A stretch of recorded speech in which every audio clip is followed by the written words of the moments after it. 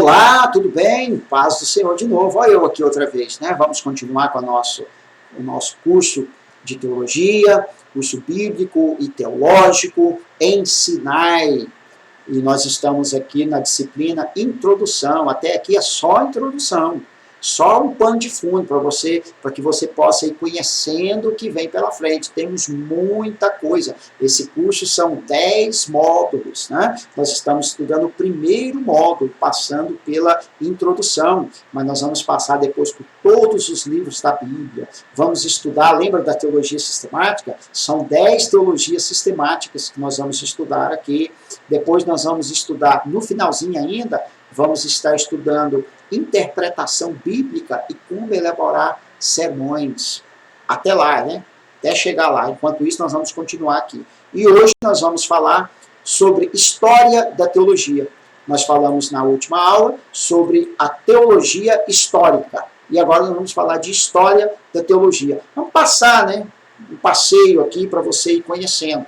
Por exemplo, dentro dessa história, nós já até citamos na outra aula que o período da patrística vai de 100 até 400 e alguma coisa, e os teólogos dessa época que trouxeram as suas contribuições, nós temos aqui Justino, o mártir, que foi do ano 100 a 160, e o que ele ajudou a igreja, ele era um apologeta, ou seja, ele fazia apologia, ele fazia defesa da fé cristã frente ao paganismo. Então, era um estudioso que produzia textos, ele escrevia, produzia debates para dizer que os cristãos não eram seita, que os cristãos não matavam pessoas, que os cristãos eram pessoas corretas, honestas e que não causavam mal a ninguém. Depois nós temos outro pai da igreja aqui, chamado Irineu de Lyon, de 130 a 200, e ele também era um apologeta, e ele fazia defesa cristã em face do gnosticismo. Você vê que aqui o Irineu, o Justino mártir, melhor dizendo, ele fazia defesa frente ao paganismo. Agora o Irineu de Lyon fazia defesa do gnosticismo, que era uma seita dessa época. Depois nós temos outro aqui chamado Orígenes, que foi de 185 a 254. Ele também era um apologeta, fazia apologia, e a contribuição dele em duas áreas foi a contribuição na interpretação alegórica, nós vamos estudar isso mais na frente, e também na teologia sistemática, chamada cristologia. Ele foi um desses pais aqui que desenvolveram essas teologias, essas teorias, né, teológicas. Depois nós temos Tertuliano, pai da teologia latina. Ele fez essa teologia aqui de unir o Antigo Testamento, o Velho Testamento, unir o Novo Testamento, ou seja, foi ele que compreendeu esse entendimento e passou a ensinar que a teologia ela precisa ser desenvolvida dessa forma, ou seja, o Novo Testamento ele precisa ser observado o Antigo Testamento ser observado pelo Novo Testamento. Também ele deu bases da doutrina da Trindade, foi ele que contribuiu, né? E suficiência das Escrituras, ou seja, a suficiência das Escrituras é que as Escrituras sozinhas, elas não precisam de mais nada para elas se sustentarem, né? Como a Igreja Católica, por exemplo, tinha, e algumas outras seitas tinham, era que eles tinham outros livros sagrados. A Igreja Católica, por exemplo, tem as tradições, tem as bulas papais, tem as encíclicas, e ele diz que não, que a Escritura Sagrada ela tem suficiência própria para manter o que ela diz. Depois nós temos aqui Atanásio, também outro pai da Igreja, de 296 a 373, e ele também contribuiu aqui com a Cristologia, a encarnação. Ele vai falar sobre a encarnação de Cristo. Quando nós estivermos estudando Cristologia, nós vamos voltar a ver esse homem.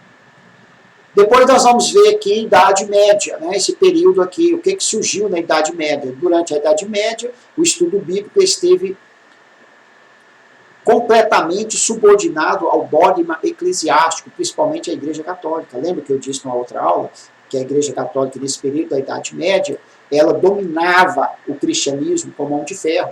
A teologia bíblica foi usada apenas para reforçar os ensinos dogmáticos da igreja, os quais eram fundamentados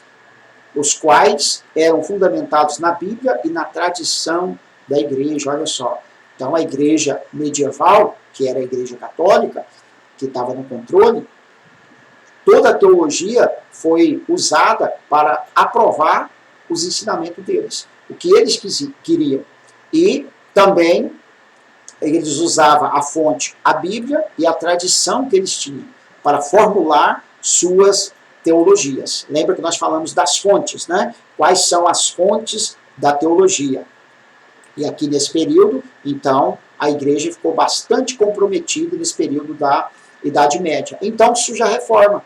Nós também já falamos da reforma, que é, os reformadores reagiram contra o caráter não bíblico da teologia dogmática.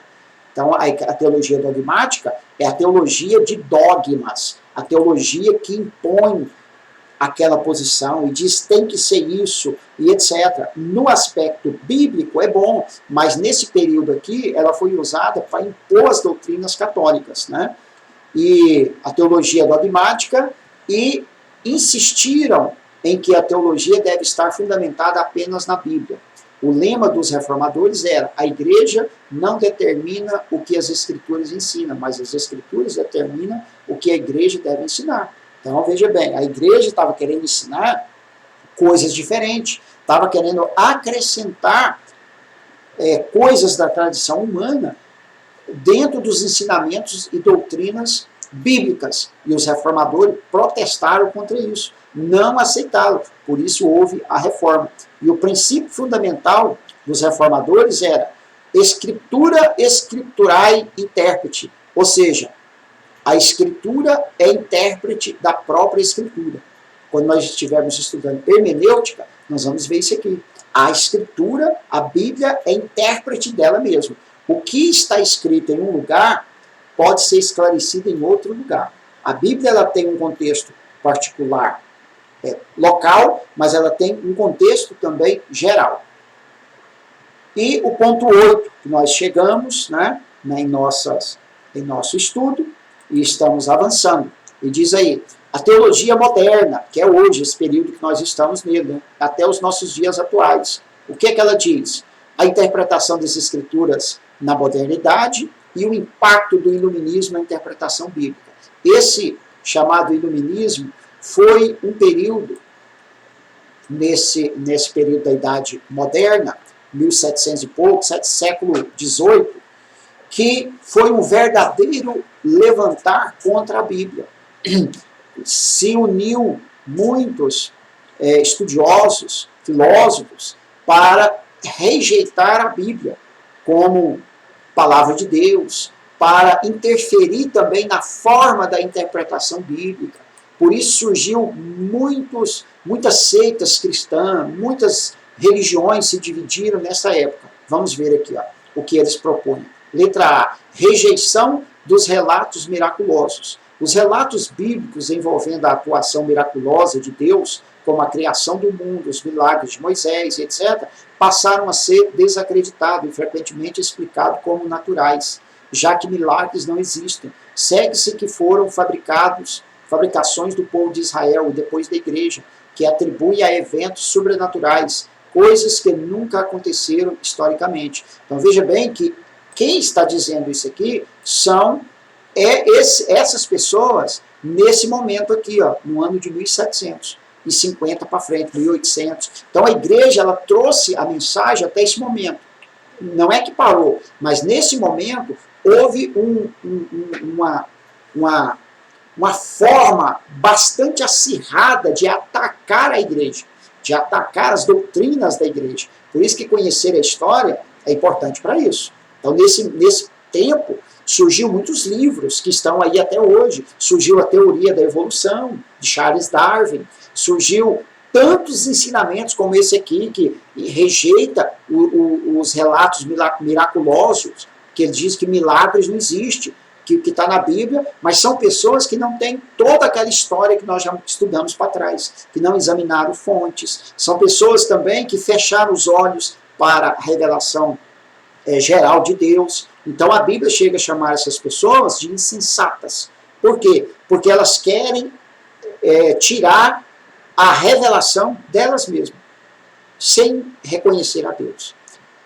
Outro ponto que eles destacaram, erros nas Escrituras. Eles diziam que as Escrituras estavam cheias de erro. Diz assim, a reação contra o dogmatismo, que segundo os racionalistas havia prevalecido no período da escolástica, do escolasticismo, da pós-reforma, se fez sentir especialmente na era da interpretação das Escrituras. Estudiosos racionalistas começaram a insistir que o dogma da inspiração divina da Bíblia deveria ser deixado fora da exegese, para que a mesma pudesse ser feita de forma neutra.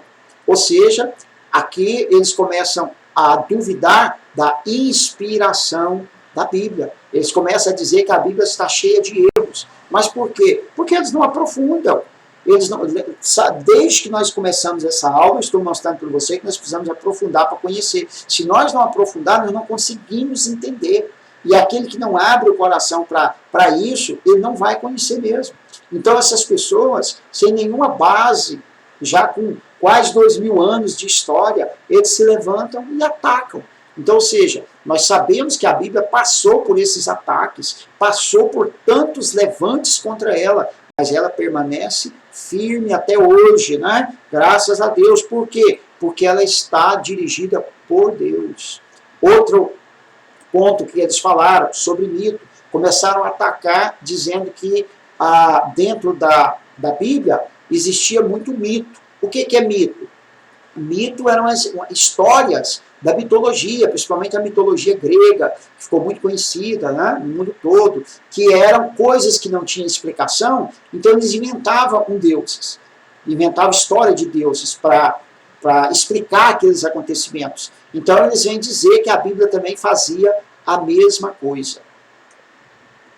A separação dos dois testamentos. Lembra que lá atrás nós vimos um pai da igreja que diz que o Novo Testamento tem que ser o espelho do Antigo, tem que passar os dois. Aqui eles atacam isso. Houve ainda uma reação dos estudiosos críticos contra a interpretação do Antigo Testamento feita do ponto de vista do Novo, que era a interpretação cristológica defendida e desenvolvida pelos reformadores. Então, ou seja, todo tipo de ataque eles fizeram contra a Bíblia Sagrada.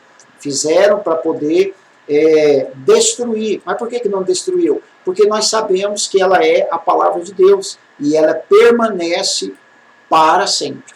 Aqui nós vamos descer, eu vou deixar para você ler, porque é só história. Tá? E você precisa ler aqui sobre a pluralidade da verdade, que é hoje o momento que nós vivemos, sobre a pluralidade da verdade, tá? Como isso acontece.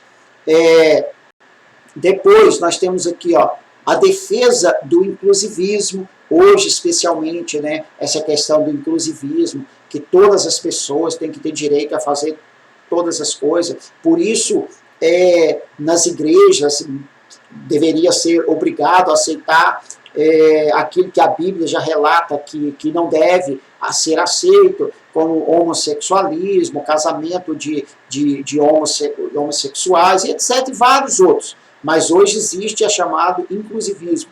O conceito do politicamente correto também existe hoje. Muitas pessoas, por não conhecer como as doutrinas bíblicas funcionam, eles querem aderir a esse conceito de politicamente correto. Ou seja, tem que fazer tudo para agradar as pessoas, tem que fazer tudo para que as pessoas possam estar participando da igreja, estar envolvendo. E será que é isso que nós vemos que a teologia explica para nós? Claro que não.